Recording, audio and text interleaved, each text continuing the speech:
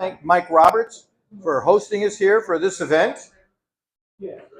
This is our first of our History in the Hall Roadshow.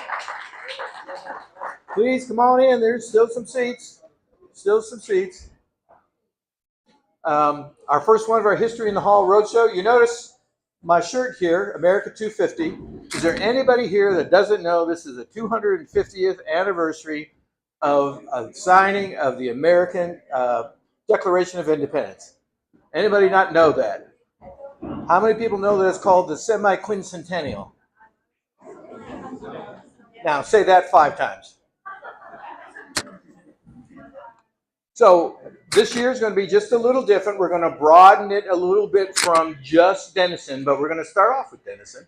And our topics for this year are talk about Grayson County and the history of Grayson County. We're going to have a awesome skit from the Daughters of the American Revolution next month, talking about the founding fathers' spouses. So we'll have Mrs. Martha Washington, or I guess Mrs. George Washington, Martha Washington, and we'll have I think Abigail Adams, and we'll have Betsy Ross, so we can find out who really made the flag. And so that'll be a fun time, along with some living history of the first residents of Grayson County. How many people have heard of Glen Eden and Sophia Porter? She's going to be there. And if you don't know who it is, you'll love it. It's a great story. A woman who completely changes her entire makeup there to starting up with a magnificent home. Sometimes she's called the Confederate Paul Revere. That's a tease. So hope to see you next time. But to get started, on behalf of the city of Denison, Denison Main Street, the award-winning Denison Main Street, the Great American Main Street Award, and the Best Texas Main Street Award for cities under 50,000. On their behalf, and Mike Roberts from Horse's Axe, I want to welcome you and thank you very much. I think we're up to 38 now. And which is just great. Please feel free to stay afterwards, get their pizza, their loaded fries. They have some good beer as well. And if you're really into it, you can throw axes there on that. So, America 250, you're here for the, whoops, let me get this thing in my hand right. There we go. So there is the schedule here. Brian Hander, anybody here not know Brian Hander? Okay, obviously a tremendous historian, the historian, now that 2 very wonderful ladies have retired, and an author. Tremendous. He's going to talk about how the streets got their name, and some really intriguing ones there, whether it be railroads, city fathers, or even a bank embezzler, which you'll find out about. Next month is the living history I talked about. The month after that, we will have a troubadour singing cowboy songs, western songs. He's a cowboy poet as well. Does a great show. And then our own Red River Railroad Museum, we're not quite sure where they're going to be. If nothing else, we already have a commitment from the George Tavern, and they'll take us there, but we'll have a little bit about the railroad history in Denison. Not quite sure what the program is, but I guarantee you, if you've been here for the last 2 years, that is a tremendous amount of fun. So without any further ado, please let me bring Brian Hander to the podium and let him regale you with the story of the street names in Denison.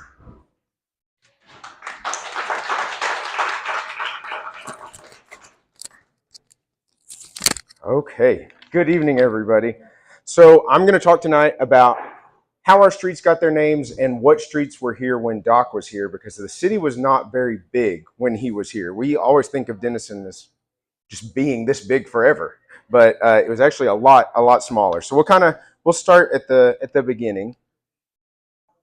So in the beginning, they were platted by the Denison Town Company. That was Robert S. Stevens and William Benjamin Munson. And they got together, platted out the whole town, or as far as they thought the city would grow at that point. And then they were looking for capital, right? They wanted people to invest in the city. They wanted the railroad to come to the city. So what do? You name a lot of streets after railroad representatives, the people that work at the railroad. So hoping that they'll come and bring that capital with them. All of our avenues were named for key Texas figures. The streets were originally dirt. The sidewalks where there were, and that was really only the sidewalks that were downtown, were wooden. And a neat thing that they did do that some people don't know, the way they laid it out, every street runs east and west, every avenue runs north and south.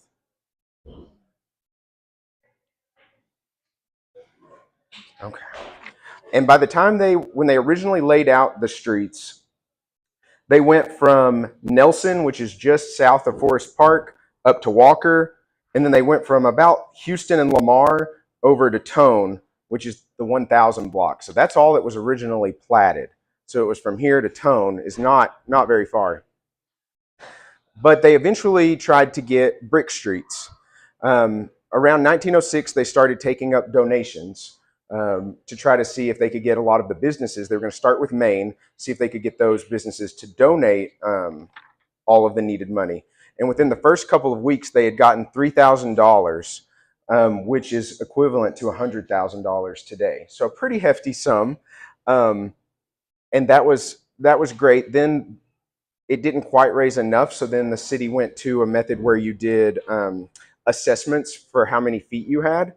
So it was okay for the people that had already donated because they had already paid that assessment technically, but everybody else got to join in the fun too. So those streets were installed in 1907.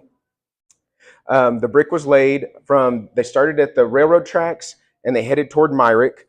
And then later on, they started including Woodard Street pretty early on. When they got to about the 100 and 200 block, they went on ahead and included Woodard and then went over.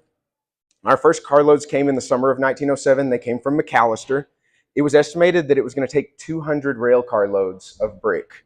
And these brick, if you've ever seen them, you can see them as they're working on the street project now. They're about that thick. They're heavy, big brick.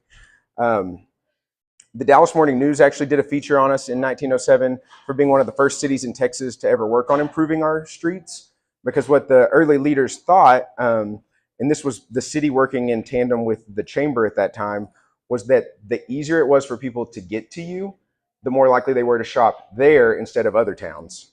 So they tried to do the streets in the town really nice with brick, and then going out of town, they improved them all with gravel, which was a really big deal back then. So this was kind of to show you, so I told you we started in 1907, and I know everyone always thinks construction takes a while, especially seeing it, living through it. That school was built in 1913, and they're just now getting to the brick street in the bottom. So it took about 7 years of nonstop work to get from this block to the next because they were all hand laid. So it really did, it took a long time. But that is one of my favorite pictures too, so I had to share it with y'all. Now, kind of a neat thing with the brick streets that you can still see today. So this is Woodard. Right here is the Chamber of Commerce. This is the Munson block here, Denison Development Alliance, and Snow White Laundry, okay? As you're driving there, or if you walk, right here, there's a square of concrete, and the bricks inside this square are different from all of the other bricks on the street. So remember when I said there were those assessments, there were 2 widows that lived here. All of these used to be little houses, almost like shacks. They were in really, really rough shape. And they couldn't afford to pay for the assessment. They couldn't do it.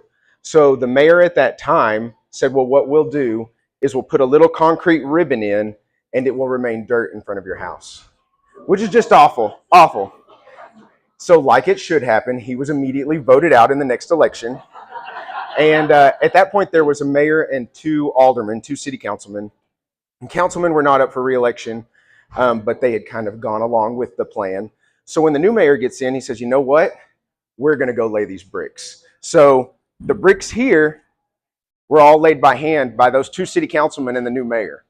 And they were a different brick than this because it took about a year before they got to get able to do this. But if you go today, that concrete ribbon is still there. So kind of an early tie to our history. So we have the only brick streets that you can actually see in Grayson County, and one of the largest collections of brick streets in North Texas. From everything we've been able to find, most cities, even like Dallas, didn't start until the teens to do their brick streets. So we have some of the oldest, We have over about half a mile of brick. Okay, so we're going to start with the names of the streets. So some of these gentlemen, if I couldn't find a photo, I tried to find their grave photo. If I couldn't find their grave photo, it's just blank. But we're going to start at Main and we're going to go north. So the next street is Woodard.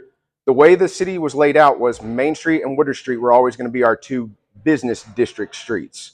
They pictured Main as being more of the retail businesses and Woodard being more of like service industry, like professional offices and that kind of thing, which it still kind of is today. Woodard Street was named for Katy Superintendent William R. Woodard. So a big thing that he did was during Reconstruction, he served the federal government in the transportation department. So he was kind of privy to all of these different details of where railroads were needed, where they might be going. So he was really helpful for the Katy. And he was in charge of getting all of those tracks reconstructed between the North and the South to be able to move all of the troops around. And then if they needed additional. His grave is in St. Louis, but it's actually unmarked. This is just his family plot, but they don't know where he's buried at. And then Gandy Street was named for Shepherd Gandy. And so he was a director of the Katy Railroad. He helped establish Parsons, Kansas, which is where the railroad came down from, down our way. And he was really good friends with R.S. Stevens, Robert Stevens, who laid out the town. And he wanted to donate a city park to Parsons, Kansas. But Stevens said, don't do it. You don't want to donate a park. It's not the right thing. And then Stevens turned around and donated a park to Denison. So I don't know if he was just trying to beat him to the punch or what, but very interesting. And we'll see, Stevens is the only one that was involved in the planning phase that didn't name a street after himself. His secretary has a street named after him, but not Stevens. Kind of interesting. So a lot of our local lore attributes the name to Gandy dancers. And the Gandy dancer was an early railroad worker. They manually laid and maintained all of the tracks. And they would make these dancing motions as they were laying all the tracks. And they used a tool called a gandy, which is a lining bar. You'll have to go to the Railroad Museum to know what that is, because I don't know what a lining bar is. But they would sing as they were doing them. So it looked like a dance. And so that's where the name Gandy dancer came from. Sears Street is kind of an interesting one.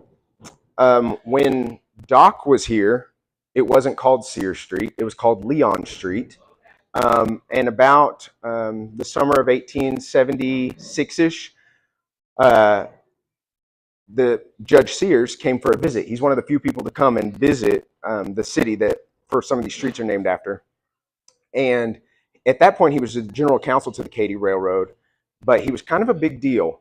And immediately after he leaves, it's always named Sears Street thereafter. So I think they kind of did that as to appeal to him, because he was the one that helped broadcast the announcement. He was the judge that got to decide that all of the land in the Indian Territory was actually up for grabs, that it was public domain and could be homesteaded, which this was great for the Katy Railroad because they had run through there and they needed all of that land to help build their own towns.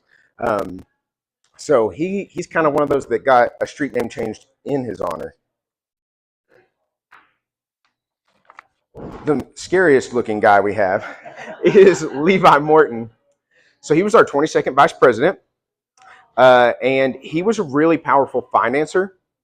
And his big thing was to invest in railroads and to provide some of that capital and then get the return. So he was a big one that they were really trying to get. Later on, he received an offer from J.P. Morgan to merge their financial institutions, and he went on ahead and did that. He also served as governor of New York too. So he's a big deal. Probably because he was terrifying, but okay. Then we go, so we're still going north. So we have Morton Street, Bond Street, named for William Bond. So he was the president of the Denver Railroad, but an interesting thing he did, at one point the Katy Railroad went into like a receivership, and he was the receiver of the Katy. So they were kind of trying to really kowtow to him. He eventually became the second vice president of the Katy's Union Pacific Southern branch. And then he was also really big into coal and mining exploration too. And then as we go north, we had Walker Street, which all we know is it was an early surveyor of the railroad, and Johnson Street, an early official. And if you try to search them at all in a database, Walker and Johnson are the most common names ever. So we're not sure what their first names were. And then what's been passed down, I wanted just to include it because I don't have any more information on it. On Armstrong Avenue was that it was named for a man who had a stagecoach line that went through town. But again, Armstrong is pretty common, so it was hard. Can't really find anything unique about them. So that's as far as we went north, about Walker and Johnson Street. Now we're going Main Street south. So where Woodard Street was supposed to be kind of the high-end clientele, the ones that needed lawyers, services like that, Skiddy Street was where all the brothels were. So in the kind of the first example of zoning in Texas, as Denison was laid out, they said if you were a respectable, reputable establishment, you could be on Main Street. If you weren't, you went to Skiddy Street, and it kind of became Skid Row, which is really kind of sad because it was named after a guy. It wasn't just Skid Row. It was named for Francis Skiddy. He had a steamboat that went down the Hudson River. He was a president of one of the railway companies. And his big thing was he was able to find all of these investors and put them together every time a project was needed. But as the city grew, people started building houses along Skiddy Street as they went further and further west, and they didn't want their address to be Skiddy Street. So there was this big change of what should we do? Should we change it? Should we not? No one wanted to make anyone upset because word still traveled then, and you still needed financiers. So I guess luckily, Mr. Skiddy died in 1879. And the city immediately changed it within a month of his death. But at that point, no one wanted it to be named after them. So it's the only street in our downtown that's named after a tree until you get all the way north to Elm. So it's really interesting. No one wanted that connotation. But he is one of our only people to ever have his name completely removed from our street signs. One thing I kind of forgot to say as we're going, 1875 comes around. You know, I said Denison was pretty small. There was actually a petition by some people that we were still growing. We were growing fast, but they didn't think we would grow that quick. So there were just streets going up all over the place, right? And one of them started a protest that no more streets could be built until they were named because they couldn't receive any of their mail, which is why we know Doc Holliday is here because his mail got left at the post office. It was unclaimed. So kind of a fun tie in there. But yeah, there were people that lived on streets with no name that couldn't get mail, couldn't do anything much, couldn't tell where your house was. It was very interesting in our early days. As Bond Street was going west, they started laying out the street and then realized it was going to go right through a man's grave because it was out in the country. And so they actually talked to his wife, and she was like, "Yo, go ahead and move him. Just do whatever, you know." But no, the city actually had to offer to pay for plots for the family in Fairview Cemetery in exchange for getting to move him from his spot out to the cemetery. So it was really pretty interesting. And his grave, you can't find it today in Fairview. I've been looking around. So hopefully he's not under one of the streets over there. You know, who knows? But it was just an interesting time in Denison as it was growing so fast. They didn't think it would happen like that. You're always optimistic, but you can't build 2 miles of streets hoping they'll come. So as we keep going south, we had Crawford. It was named for David Crawford Jr. He was a trustee of the Katy Railroad. He also owned 1,500 shares of stock. So it was an obvious choice of why we would name it after him. He was good friends with George Dennison. And he actually ended up resigning shortly after Denison was founded for embezzling funds.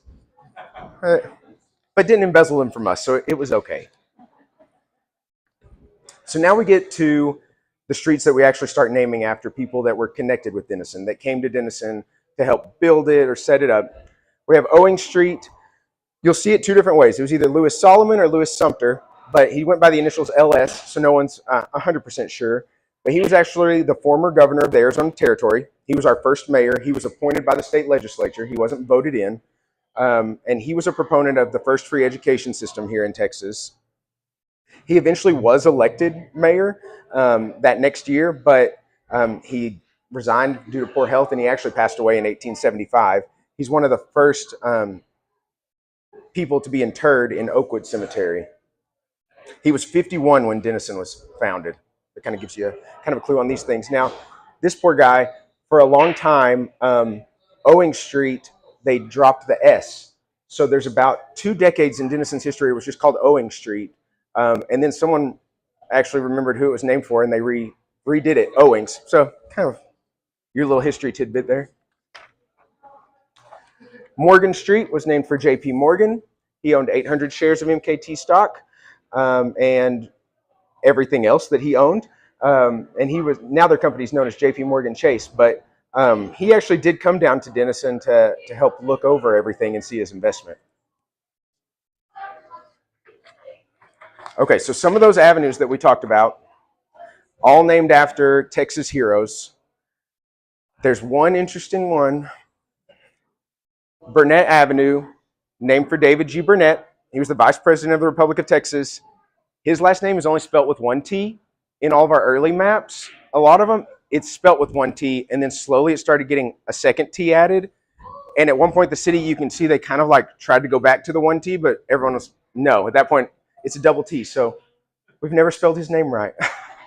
But this was kind of to help tie in Denison along with that Texas history. Because you had Sherman to the south that had obviously a much deeper history than we did. We were just the new kids on the block. So they wanted something that would help tie us into that story.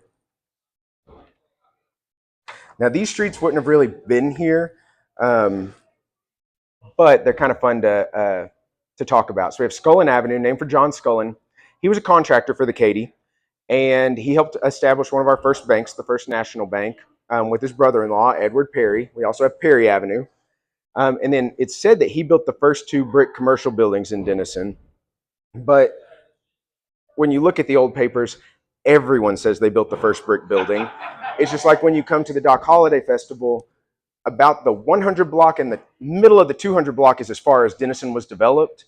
But if you start asking people, did Doc ever come into this building? Someone in the 600 block is going to tell you, for sure he did. Right here. Better come on in and shop. So you got to claim what you can. I'm with it. So then we come to Munson Street. This is William Benjamin Munson. He was the founder of Denison. He was the one that helped make that Denison Town Company with R.S. Stevens. And for those of you that don't know, the Katy Railroad was going to come into Sherman, but they wanted $50,000 in order to do it. Kind of like today when companies ask for incentives, right? Sherman had just given a really big incentive to another railroad. They're like, there's no way the Katy, there's nowhere else to go but us. They're going to come here. And to kind of give you an idea of the cost, when I said that $3,000 was equal to $100,000, so imagine $50,000. That's a lot for a town to come up with. Well, Munson was really big in trying to get Sherman to do it. He was like, no, something's going to happen. We need to get this railroad. But they said no. So then he actually contacted R.S. Stevens with the Katy, and he was like, what if we go and we buy a bunch of land? And we do it in secret. We buy it under other names, because what happens when you start speculating on land? Everyone's going to raise the price, right? So they start buying all of this land in a million different names, and they eventually got the chunk that is Denison, and that's what enticed the railroad to come. And then they laid everything out. The W.B. Munson Foundation was created by his daughter, Eloise, in his memory, and still exists today. Does anyone, how old do you think he was when he founded Denison? He was 26 years old. 26, and founded a town. What are we doing with our lives? Like, I tell you what. Then we had Dr. Atchison. He went by Sandy, early Denison physician. He actually was the Republican nominee for governor of Texas in 1906. He was our mayor in 1913, 1914, whenever that high school was built that I showed you. And he was a big supporter of making the Red River navigable. He thought we could get steamships and everything to come up this way if we would just help control all of the flooding, if we built kind of a dam. And he thought of this way in the early days of Denison. And he actually formed committees that went to Congress to try to get some of this money allotted. He was in the Civil War, and he actually, you can see right here, he was shot in the face and survived, which is a huge deal at that point in time when we didn't have the medications we do today. But he and his wife were really big in Denison. They had the first telephone. He had the first bicycle. So really, really big. He was 30 years old when Denison was founded.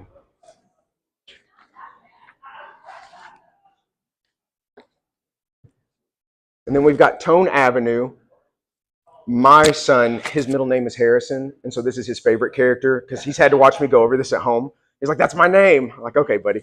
But what he did was he was our first postmaster, and then he saw that as the town was selling so quickly and everything, no one really knew who owned lots. Were transferring all the time because people would buy a whole block of lots and then hold them to try to resell, right? Because you're waiting on development, just like people do today in developments. And he realized that there were no deeds, there were no paper trail, and he had this crazy good memory. So he was like, I'm going to open up an abstract office. He opened our first one, and they said that you could walk in and ask him, and he could tell you who owned a lot by memory. He could recall all the previous owners. Now, granted, that's just the newspaper saying it, so maybe he couldn't, but he was also a very great public speaker. So anytime the city needed someone to go and speak on the city's behalf, like to kind of get people here, they sent Harrison Tone.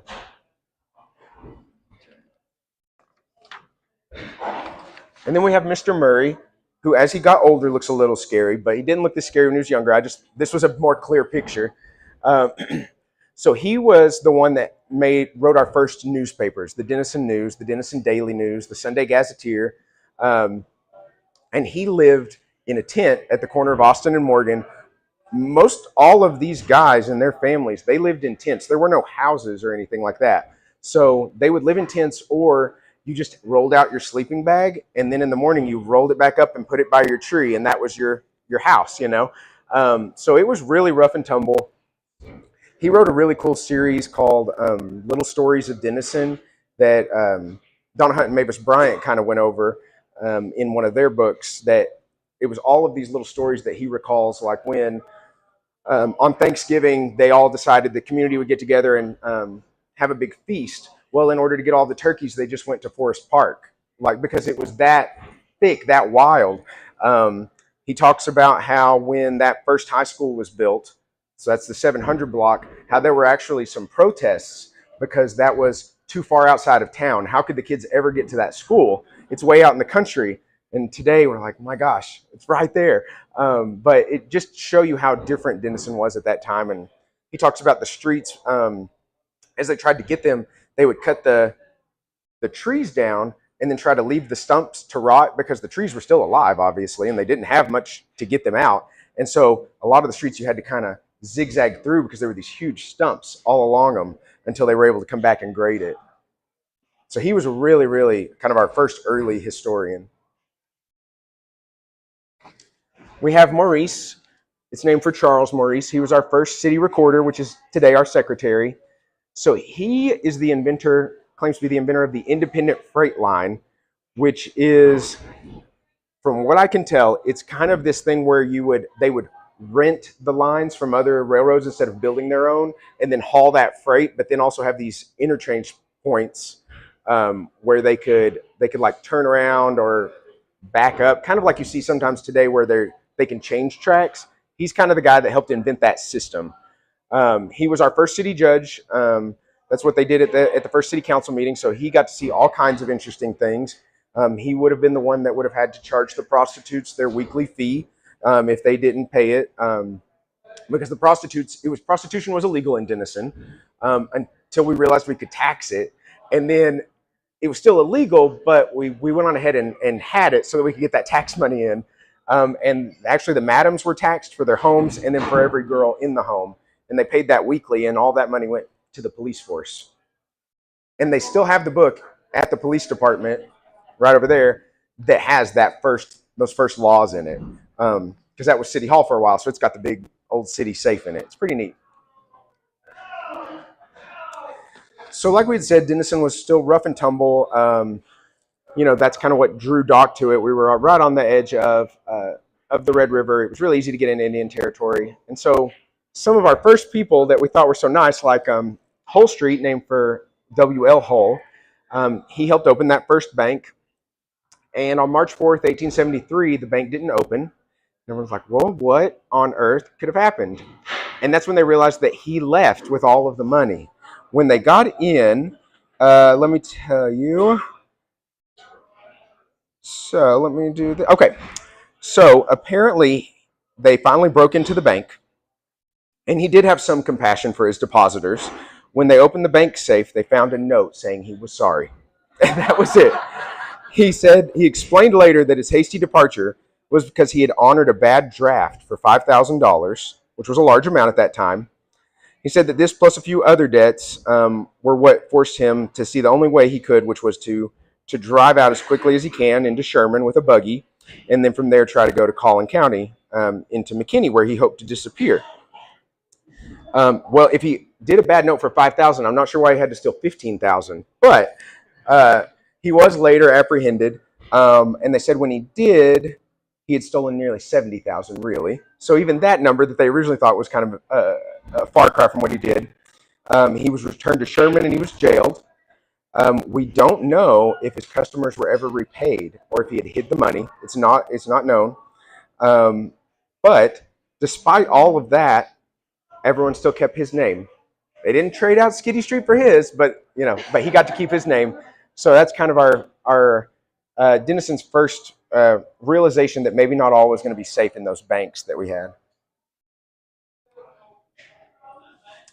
And then there's a street, and I get asked about this one sometimes because there's Coffin Street. And everyone's like, was that where the early cemetery was? Was that where they sold coffins? No, it was named for Arthur Henry Coffin, and he was the early surveyor of Denison and all of the right-of-way for the Katy Railroad. He helped lay out our town site in the orientation that it is, and he's the one that surveyed where the streets should be, how wide they should be. He's the reason why Main Street and Woodard are very, very wide streets from business to business, and then all of the other streets are smaller. I think they're 50 foot across. Main and Woodard are 80 feet across. The whole time when he did all of the layout, he was only 21 and designed our entire community, and our streets still function the way that he had intended. One thing that he kind of boasted, or that the city boasted, was that the way he had laid out the town, there were no strange jaunts, there were no curves, everything was straight. It was a straight grid, so you always knew where you were at. It was easily navigable. We have Myrick. Myrick Avenue became one of our busier streets. It was kind of a main north-south thoroughfare.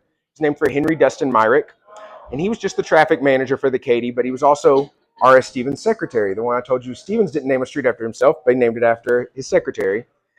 He eventually went on to work for other railroads, and then he lived in Washington, D.C. Kind of some other fun ones.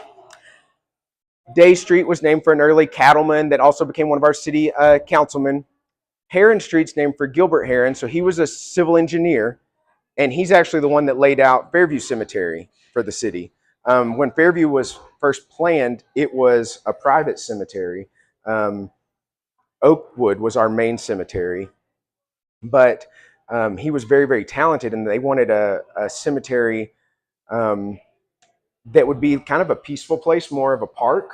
Oakwood was seen as really full, and it was right by the railroad tracks. It wasn't the best place, so they had him lay out Fairview and started selling lots out there in the 1880s.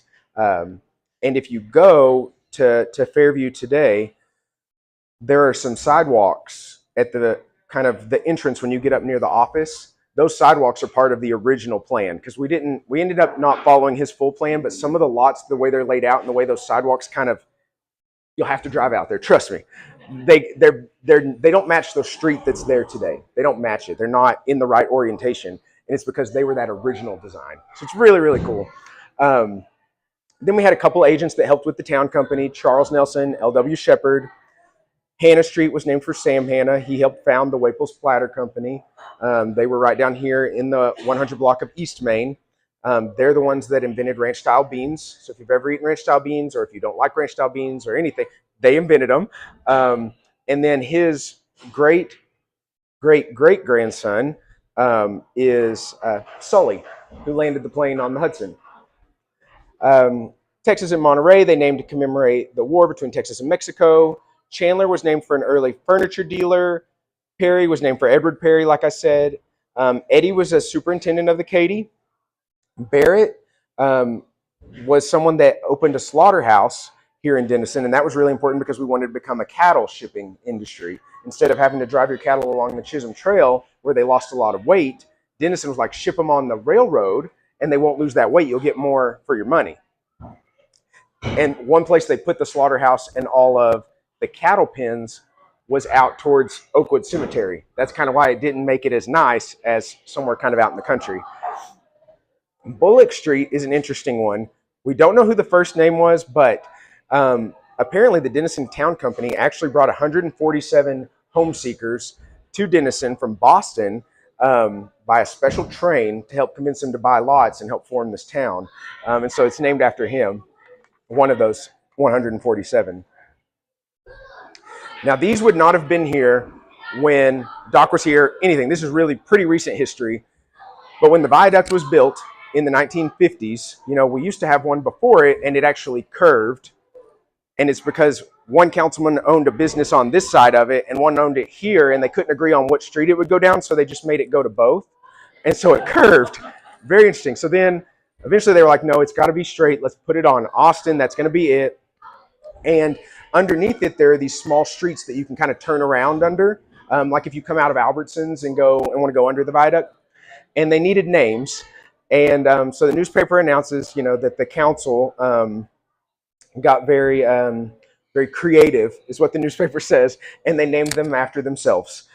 So these three councilmen, or the two councilmen and the mayor, all voted to name the streets after them, and then the fourth one they just called Council Street, and so those still exist today. But that I just had to include that because that's kind of an interesting little thing about how even long after the Woodard Street incident and everything like that, we still had some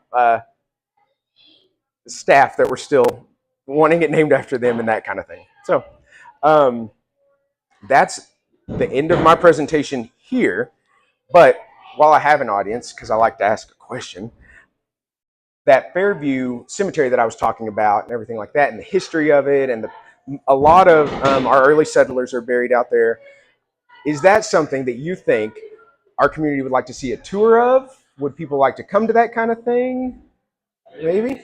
Like a living history where we go and you get to see those individuals speak and you get to hear their stories and see where they're at, and we can learn some early history of Fairview, that kind of thing. So I saw enough nods that I'm going to say it's going to be. It's spot on because I want to do that this fall. So put it on your calendars sometime in October. Just put the whole month blocked out for me. Does anyone have any questions?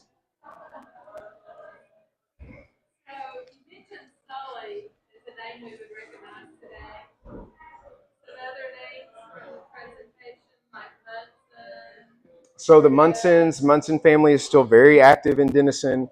You have Munson Stadium, which was named for W.B. Munson's son. The Munson Block, which W.B. Munson built, is still standing today on Woodard. The Tones were in Denison for a really long time. I'm trying to think of who else is still kind of in from our early settlers. A lot of these are interesting because the families intermarried. And so, like the Waples family actually ended up marrying some of the Platters. And so they became Waples Platter. And then they married into the Leapers and the Lingos. And very, very interesting the way they all did it. Some of these names that are in our early history, when World War I came about, is when we actually lost some of the young men that would have carried on these names, like the Leaper name. I'm pretty sure that's when the Platter name ended as well. And so I'll save all that for the Fairview thing. But it's interesting to see the way things changed after World War I and kind of our attitudes toward different things about death and that kind of stuff. B.C. Thomas is a descendant of B.C. Murray and Owings. The Owings family and the Murray family married into each other. I mean, all of these families were really close. The Munsons and the Perrys. Mrs. Munson, her name was Mary Ella Munson. She went by Ella. And her best friend was Edward Perry's wife, Louise Perry. And so that's where the name Eloise Munson came from. They kind of named her. It's the only one that W.B. didn't name of his children was Eloise. And she's a whole other ballgame. She became a great entrepreneur. But then as you go into other areas of the city, as you get closer to the old high school, which is where the old cotton mill was, those are named by people that developed that area. Ford Street, Star Street, those were big developers around there trying to get the cotton mill going. So those streets they kind of started naming after those people. There are only a few streets that are named after women. Don't ask me to say the names of them though, but I know there's Jenny Lane. A lot of them, if they're named after one, they're named after the first name, because they were children's names of the developer. And then I'm trying to think. I don't think there's anyone else that's still here. So the Madden family, they weren't. They came a little bit later, and they opened a big dry goods selling thing, kind of like a department store eventually. And they were incredibly successful. So where the new ice cream place is going to open up in the 300 block, right behind the fountain that says Katie, that it was where Madden's department store was, and they were a big deal. If you know it, Tone and Morton is where the Madden house is. You've got the Madden house, the Munson house, and then you have 3 houses along the backside. And those were like the really well-to-do neighborhoods of Denison at that time. And those houses are kind of interesting because they had what people that lived there call it an elevator war. So one of the houses was built and they put in a 1-person elevator. The next house put a 2-person elevator. It ended up with a 5-person elevator in one of those homes. I've been in the 1-person elevator, and that was terrifying enough. So I would not want to see the 5-person, but they're pretty interesting on those. Oh, yeah. I did bring a picture of Denison if y'all want to get to look at it closer, but essentially this is what it would have looked like when Doc was here.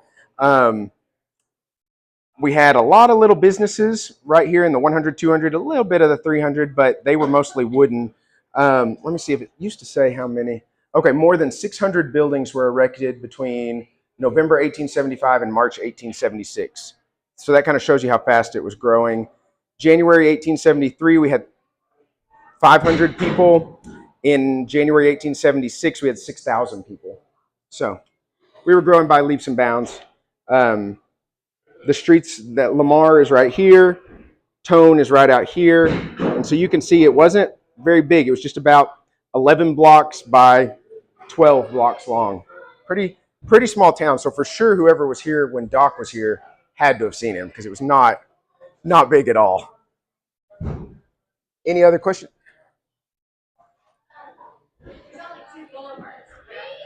There are 2 boulevards. Yeah, I do. Yeah. So I gave this presentation for the Railroad Museum, but that was a big area called the Boulevards. That's what they named that area, and it was supposed to be Denison's like suburban paradise where you could build these huge homes, really big lots. They had a special streetcar that went out there.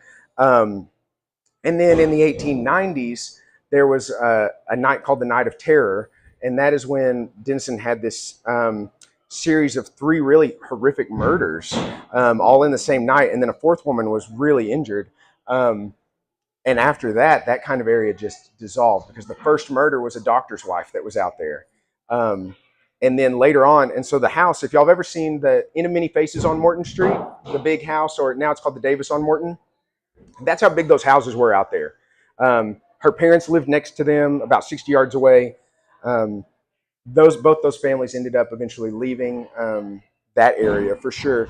And that house was actually moved into Denison, and it was so big they had to stop it in the middle of the street to get it up here. And some kids were kind of playing around it. This is the 1920s, 1930s, and they said they could see a figure walking in it that looked like a woman's. Kind of. They ended up putting it right next to where the library is today, and it got demolished in order to make way for the big auditorium portion, the new addition to the library that was done in the 70s. And so now the librarians sometimes think they see people.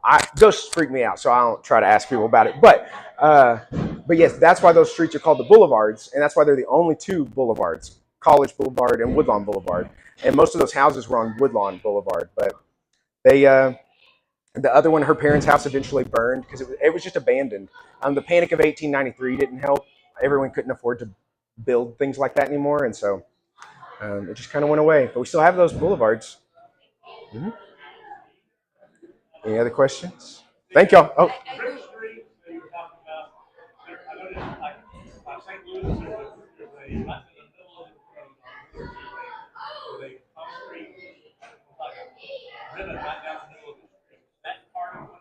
That one, not by St. Luke's, it's the next block, but there is that strange ribbon there, but I don't know the story on that one. So it could have been the same type of deal. I know, stumped me on that one, but the other one, this one's like right in front of the old Herald Democrat, between the Herald Democrat and the Chamber. The only thing that our city forefathers did that I really would have appreciated if they hadn't was they ran all of the water lines down the middle of the road instead of through the alleys. Because the roads were dirt, so it was really easy to run them. It was still fine. But now, as you can tell, every time a water line breaks, we have to repair the whole street as best we can. And so, not as nice as it had been in those gravel alleys.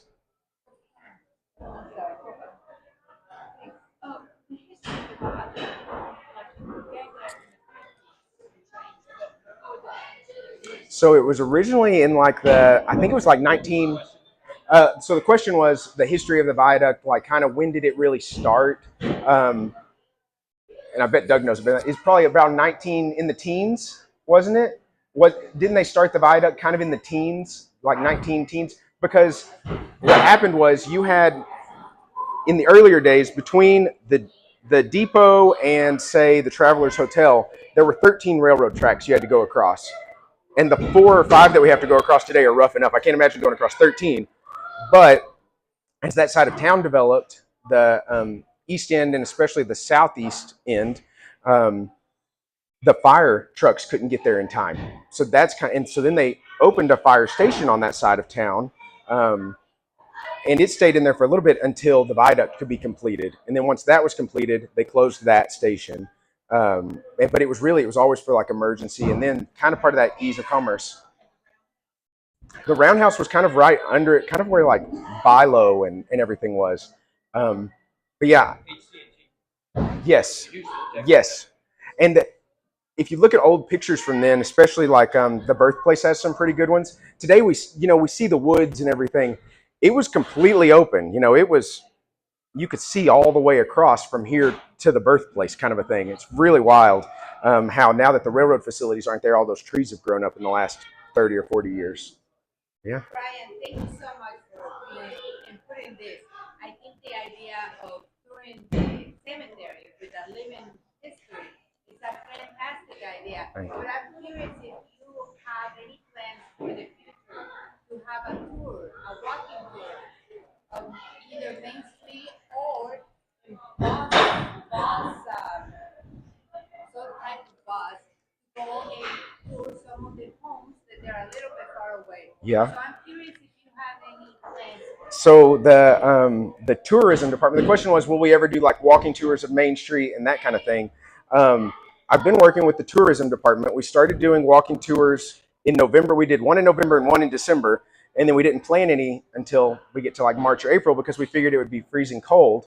And it's been the warmest winter ever. I saw a fly the other day and I got so angry. But yes, we are going to do those. And so the ones we've done have kind of been circling to the depot from the visitor center and over. And it's been really fun to get to show some history because there's neat things. I asked that because on Main Street, I'm a member of the Union League, and that building was donated by the Morrison. Yes. But it has so much history that I would love to hear how it passed on. Well, we'll start those up in the spring. We'll make sure that Donna shares it on the Facebook page too, on Main Streets and Grant. Yeah. Any other question? Yep. The original viaduct had the curve in it. That was wood, wasn't it? It was wood. Yeah, not only was it curved, it was wood. I walked across it once. Oh gosh, that would all it would take for me. I remember looking down. It was actually closed when I walked across it. Was it? Yeah, and you had to be careful. Yeah, and when you look at pictures of it, it was only lit on the ends. It wasn't lit all the way across like we see today. So you were kind of on your own trying to find those curves. Is it lumber instead of wood? Lumber, not wood. Sorry, lumber. This comes from the lumber people. Any other questions? Okay, thank y'all.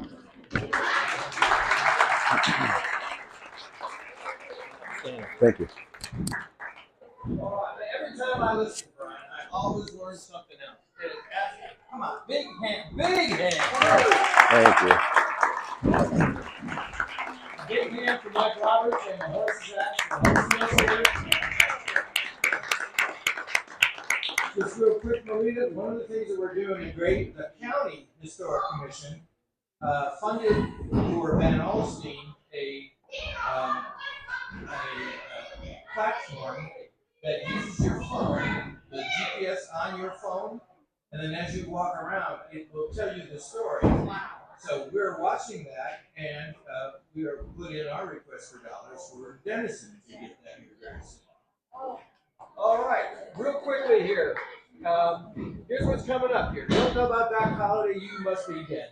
Because 10 to 15,000 people can't be wrong when we show up here. 25th of April this year. Don't forget the 24th for Bandits, Bluegrass, and Barbecue. Great time. Over here are the rest of our things. Next month, we'll be in Say When.